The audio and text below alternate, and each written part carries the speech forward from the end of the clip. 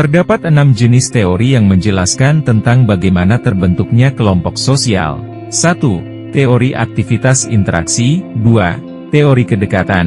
3. Teori keseimbangan. 4. Teori identitas sosial. 5. Teori praktis. 6. Teori hasrat sosial. Teori aktivitas interaksi ini diciptakan oleh George Homans.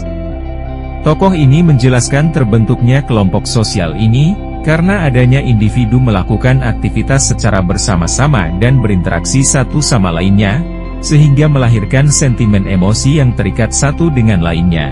Terbentuknya kesamaan sentimen emosi inilah menjadi dasar terbentuknya kelompok sosial. Contohnya 6 orang beraktivitas secara bersama-sama setiap minggunya untuk mengadakan goes bersama. Kegiatan tersebut sudah berlangsung selama 5 bulan. Dengan kegiatan tersebut lahir sentimen emosi yang sama sehingga dibentuklah klub goes sepeda 6. Teori kedekatan ini diciptakan oleh Fred Luthen. Tokoh ini menjelaskan tentang pembentukan kelompok disebabkan oleh adanya kedekatan ruang dan daerah.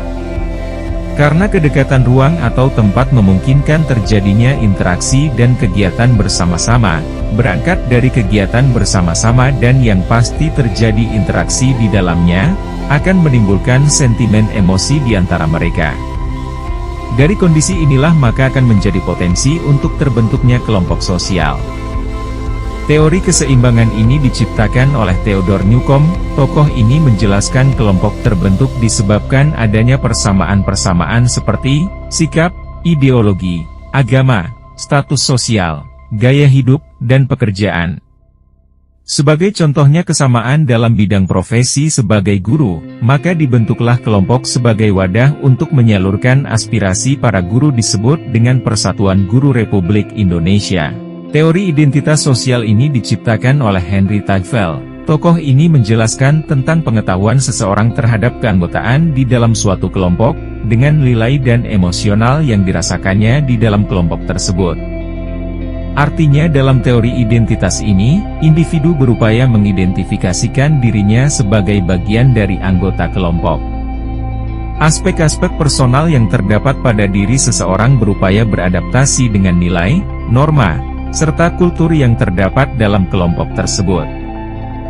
Sehingga nantinya ketika seseorang beraktivitas dalam kelompok tersebut, yang terlihat adalah nilai, norma dan kultur yang terdapat dalam kelompok tersebut, dan bukannya sisi personal yang terdapat dalam diri seseorang. Teori praktis ini diciptakan George Simmel.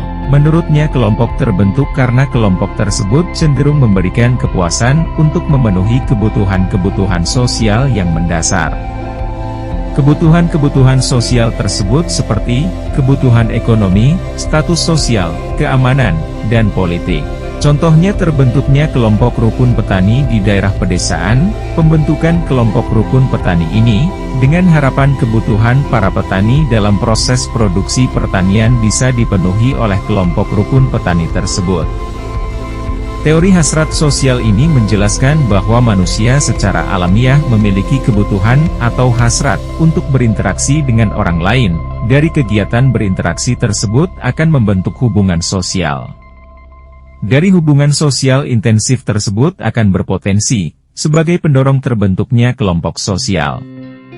Hubungan sosial intensif tersebut akan membentuk sentimen-sentimen emosi dan menjadi dasar dalam pembentukan kelompok sosial.